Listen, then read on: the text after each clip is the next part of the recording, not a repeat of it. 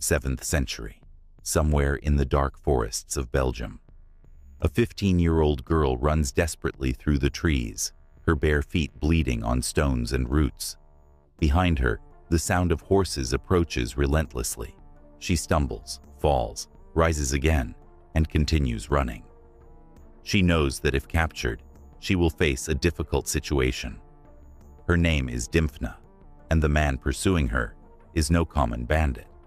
He is her own father, an Irish king driven to confusion by grief, who wants to force her into an improper situation. Within minutes, when she is finally caught, he will make a tragic choice that takes her life. How did such a sorrowful story become one of the most venerated legends of medieval Christianity? To understand Dymphna's tragedy, we must return to 7th century Ireland, when the island was slowly emerging from pagan conversion to Christianity. Dymphna was born around the year 620, daughter of Damon, a pagan king of a small region in eastern Ireland. Her mother was a Christian princess of extraordinary beauty, whose faith had brought some light to her husband's dark kingdom. The arrangement between Damon and Dymphna's mother had been made for political reasons, but against all expectations, it blossomed into true love. The Christian queen achieved something that seemed impossible. She softened her pagan husband's harsh heart. Although Damon never fully converted to Christianity, he allowed his wife to practice her faith freely and even built a small chapel within the castle. Dymphna grew up in this unique environment, a child of two worlds. From her father, she inherited the strong will of Irish kings and a beauty that rivaled her mother's. From her Christian mother, she absorbed a deep and unshakable faith, along with a purity of spirit that impressed all who knew her. From childhood, she displayed signs of holiness. She prayed for hours, cared for the poor and sick, and spoke frequently of dedicating her life entirely to God. When Dymphna turned 12, her mother became ill suddenly and departed from a mysterious sickness. The queen's departure was devastating for the entire court, but especially for King Damon. The man who had found peace in his Christian wife's love fell into inconsolable grief that quickly transformed into dangerous confusion. Damon refused to accept his wife's departure. He had her body preserved and kept in the royal chamber, speaking to it as if she were still present. He forbade any mention of the queen's departure and ordered courtiers to act as if she were still there. The entire court was forced to participate in this troubling fantasy, under threat of severe consequences. For months, Damon lived in this disturbing delusion. But gradually, his condition evolved into something even more concerning. He began to notice how Dymphna, at 13, was becoming the perfect image of her departed mother. The same remarkable beauty, the same golden hair, the same deep blue eyes. To a mind already troubled by loss, the resemblance seemed no coincidence. It was as if his beloved wife had returned in a new form. The king's advisors watched with growing concern as Damon began treating his daughter not as an heir, but as a replacement for his departed wife. He demanded that Dymphna wear her mother's clothes, stay in the royal chamber, and accompany him to all official ceremonies, as if she were his queen.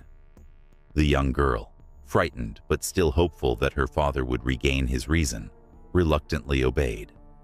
The situation reached its troubling climax when Dymphna turned 15. That night, Damon entered her chambers not as a father, but as someone with confused intentions. He declared his plan to make her his companion, arguing that the gods had returned his beloved wife in the form of his daughter. For him, there was no distinction between mother and daughter. Both were the same soul in different bodies. Dymphna reacted with complete dismay. Her deep Christian faith made the proposal not only wrong, but sinful in God's eyes. She firmly refused, reminding her father that she was his daughter, that such an arrangement was forbidden by both human and divine law. She begged him to seek help from Christian priests or wise counselors to heal his troubled mind. But Damon was beyond reason. His daughter's refusal angered him greatly. How dare she reject what he offered? How could she deny what he believed was destiny? In his mind, affected by his condition, Dymphna's resistance was merely stubbornness that would be overcome through persistence.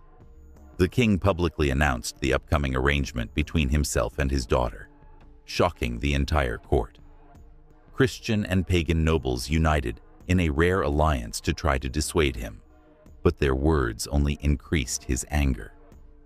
Damon ordered preparations for a ceremony to be held within a week, regardless of his daughter's wishes. That night, Dymphna made the decision that would preserve her virtue, but cost her life. With the help of her confessor, Father Garabernus, and some loyal servants, she fled the castle under cover of darkness. The small group had a desperate plan: cross the Irish Sea to the European coast, where they hoped to find sanctuary in some Christian monastery. The escape was discovered at dawn, when Damon searched for his daughter to begin ceremony preparations. His anger was overwhelming. He ordered all available soldiers to pursue the group, promising large rewards for whoever brought Dymphna back and severe consequences for anyone who helped her escape. Dymphna and her companions managed to reach the port and board a small merchant ship bound for the continent. During the stormy voyage, the young woman prayed constantly, asking God for strength to resist the wrongdoing pursuing her. They reached the shores of present-day Belgium after days at sea, exhausted but hopeful of having escaped Damon's troubled state. They settled in a small village called Geel, where they were received with kindness by the local inhabitants. Dymphna devoted herself to prayer, caring for the mentally troubled in the region, and building a small hermitage where she could worship God in peace. For several months, it seemed they had found the safe refuge they sought. But Damon was a deeply troubled man who knew no limits to his fixation. He spent great sums hiring mercenaries and agents to track the group across Europe. He followed every lead, bribing informants in ports, monasteries, and villages. His fixation on his daughter had become greater than his love for his departed wife. Now she represented not only his beloved's return, but also the challenge to his royal authority. After months of searching, Damon's agents finally located the group in Geel. The Irish king arrived in Belgium with a small army of mercenaries, determined to recover his reluctant daughter and punish all who had dared help her. The arrival of armed Irish warriors frightened the peaceful Belgian community. When he confronted Dymphna for the final time, Damon offered her one last choice: return voluntarily to Ireland to fulfill his wishes or face consequences there as one who defied the royal family. His condition had become an absolute fixation.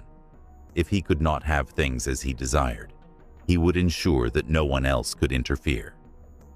Dymphna, strengthened by months of prayer and contemplation, responded with the courage of a Christian martyr.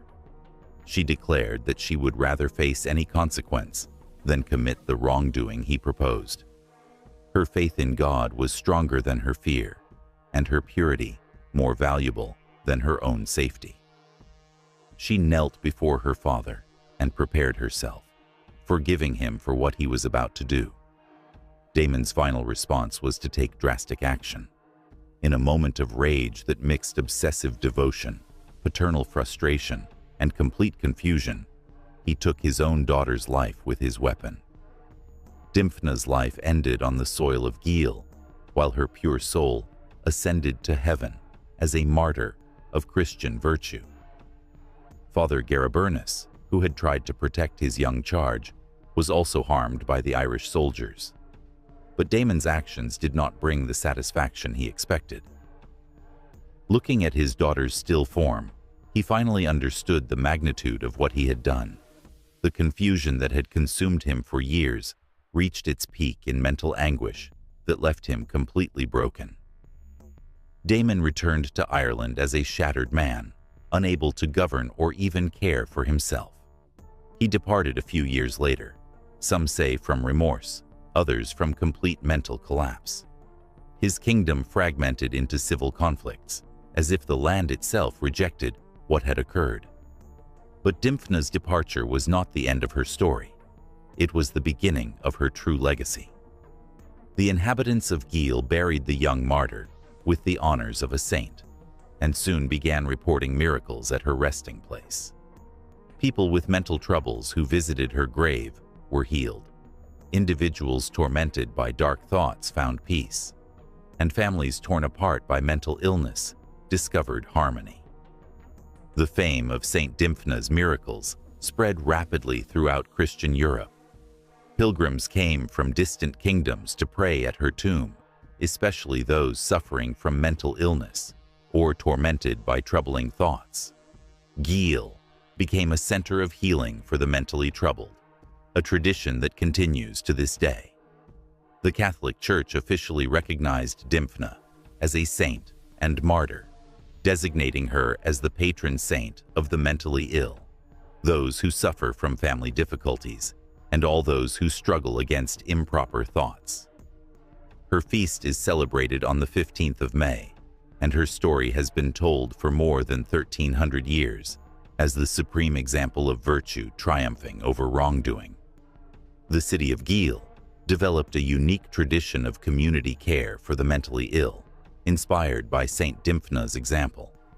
For centuries, local families received people with mental problems into their homes, treating them as family members. This pioneering system of community care influenced the development of modern mental health treatment. Today, more than 13 centuries after her departure, Saint Dymphna remains a figure of hope for millions of people facing mental illness, family difficulties, or challenging situations. Her story, though sorrowful in its details, offers a powerful message about the strength of faith in the face of wrongdoing and the possibility of transforming tragedy into a source of healing for others. The girl who gave her life for refusing an improper arrangement with her own father became an eternal symbol of resistance against wrongdoing, of virtue that refuses to be compromised, and of faith that transforms suffering into salvation. Saint Dymphna proved that even in the darkest moments of human history, the light of holiness can shine through the deepest darkness, offering hope and healing for future generations.